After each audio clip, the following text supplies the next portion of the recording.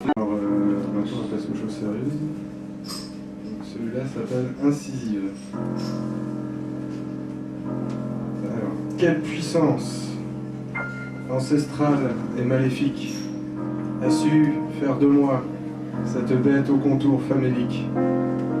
Quelle malfaisance m'a piqué le sens de ma vie oubliée? Par quel entendement suis-je condamné à voir au plus profond de la nuit? Par quel nectar impie dois-je assouvir ma soif désespérée? Dans votre sang, mon carnage, tel est mon breuvage. Il irrigue mes artères sans âge, il réchauffe mon corps sans image, me sort du cercueil sans embâge. Tous les soirs je guette à la sortie des bars, autour de qui mon envergure se déploiera dans le noir. Les pas de qui je suivrai, les yeux hagards, au cou de qui je planterai mes dents poignards. Tremblez, courez, fuyez, hurlez, je frappe au hasard. Mort froide mais mort sûre, par ma bouche, écrin de ma morsure. Je viens pour vous boire, vous, les agneaux à égorger, vous, mon bétail à saigner, vous, mon cheptel à décimer, vous, mes poulets à sacrifier. Quelle gorge mes canines doivent-elles déchiqueter pour que cesse enfin cette cavalcade hallucinée? C'est fini.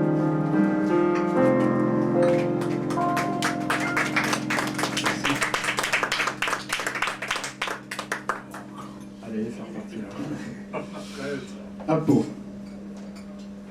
Un vent glacé coule lentement entre les lugubres tombes scellées. L'épaisse horreur se répand en volutes sales et dispersées. Le cimetière tremble sous la crépusculaire lumière de la lune bruneuse. Des doigts pourris fouillent le ventre humide de la terre baveuse. De la fenêtre à barreaux, je vois danser les ombres. Les branches d'un arbre noueux et sinistre projettent au plafond un balai d'aimant, muet et sombre. Moins inquiétant pourtant que le discours d'un ministre. Garrotté à mon lit dans cet asile usurpé, je ne pense plus pouvoir être soigné. Ils ne font rien d'autre que m'électrochoquer, m'écouter hurler mes malédictions délurées. Ils ne savent pas quelle araignée tisse sa toile, encore moins dans quelle semoule je pédale. Personne ne veut donner foi à mes visions. Tout le monde rit, me prend pour un con. Et voilà que grincent les portes des caveaux, quand sortent leurs occupants en lambeaux. Gémissent les articulations et craquent les os. Mon tour viendra bien assez tôt. Les cadavres boitent, se tordent ou rampent, mais ils avancent. L'inexorable menace profite du brouhaha en silence, se moque doucement des hommes si sûrs de leur science. Face aux forces obscures, grain de sel du monde et de sa naissance, la mort vivante depuis longtemps mène la danse. Les cryptes résonnent des hurlements de jouissance. La charogne démente et avariée réclame sa pitance. Nous sommes tous ingrédients de cette décadence, et nous sommes tous complices de cette déchéance. Pour personne il n'existera de clémence, fin du règne de la toute-puissance. Les appétits insatiables des zombies très vieille France nous appellent, tirons notre révérence. Dansons dans leurs bras décharnés la dernière danse. Que je sois dévoré, le premier, prenez-le comme une avance. Si pour une fois, j'avais juste un peu de chance.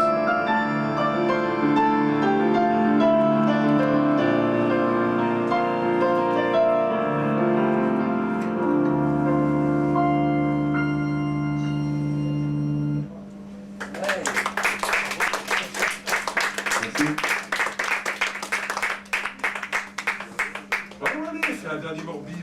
Un dernier morbide, mais un peu plus... Ouais, un petit comme ça.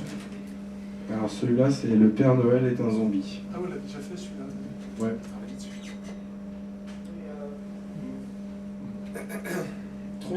Trop de champagne me rend hagard.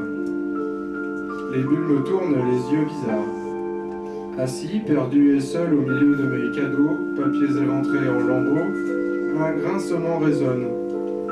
À la lueur fragile d'une bougie noire, je vois s'ouvrir la porte du placard.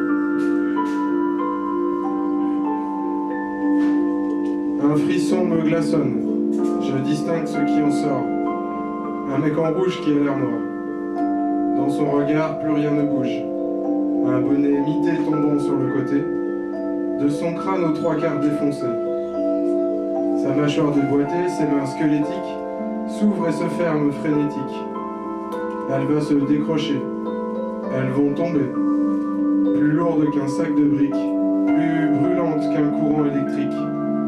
Une horreur rauque et enrouée, voix échappée d'une gorge déchiquetée, se met alors à chanter dans l'espoir fou de me charmer. Avant, bien évidemment, de m'égorger de ses dents avariées.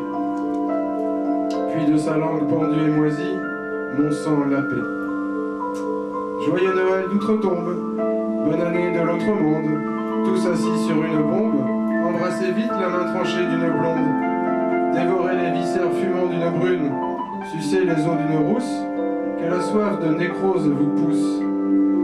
Baissez-vous, servez-vous, et s'il ne doit en rester qu'une, peu importe le flacon, on se fout qu'elle soit blonde, brune ou rousse, du moment qu'avant de mourir, elle est la frousse, que tous des morts vivants nous devenions. Bonne année, bonne santé. Merci.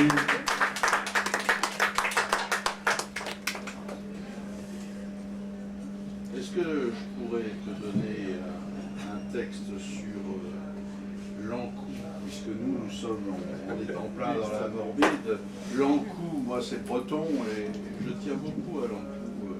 Je trouve que c'est très joli en même temps, parce que c'est mystérieux. C'est l'image de la mort. C'est l'image de la mort. L'Ankou, c'est ce Et on peut être squelette, curieux. si on veut, qui vient avec sa charrette et qui fait le tour du village en cherchant le mort. Voilà, le mort. Bah écoute, nous on t'a concocté quelque chose Ah bon, alors allez-y. avec Guillaume.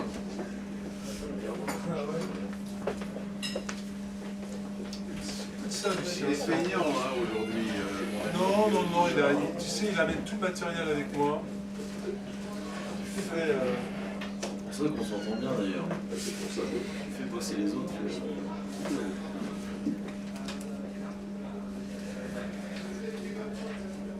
Are you ready? Non, alors tu as su prendre mon texte. J'ai pris le temps de Désolé, sélectionner. C'est un dandilettante. Hein? Oui, oh, très, très. Un beau terme, un dandilettante. Dandilettante, mais dangereux quand vous êtes avec lui en voiture. Un soir de grande et inutile tristesse, où les soleils fanés venaient se déverser dans les poubelles de l'habit de détresse, je déambulais, Olivier, dans les terrains de la cervelle humaine, au milieu des fantômes qui hantaient ma désespérance. La nuit commençait sa valse noire et hallucinante. À la fenêtre de ma chambre, haute, dans le suaire des nuages, je regardais les toits sombres et funèbres qui transperçaient le ciel de leurs chrysalides tombeaux. C'était l'heure idéale, Lucien, où le diable s'invitait à ramper dans les armoires de l'implacable remords. Une étrange lumière se mit à transpirer ses larmes désenchantées. Sous la lune détrempée par l'invisible amertume, un plaisir délicieux traversa mon regard malheureux. Dans le spleen du néant, je vis Olivier une forme étrange et démesurée, qui m'apparut comme un astre superbe sur le seuil de l'illusion. Dans son habit de dandy prophétique, aux souliers de papier, ses cheveux noirs et brillants comme un noble linceul désirité, tombaient en avalanche sur sa redingote ondoyante et nacrée. Ses grands yeux de velours se posèrent sur mon visage, pris en otage. Dans la lumière opiacée, sa voix de chat noir me miaula cette confidence. J'ai plus de souvenirs que si j'avais 1000 ans. Je sens vibrer en toi l'homme qui est là d'écrire sur les louanges des anges et la lune enchantée. Je t'invite au voyage antérieur, là où les morts sont joyeux. Et sans te mentir, c'est la nuit qui soulage les esprits dévorés par la douleur sauvage du poème indolent qui soupire en silence.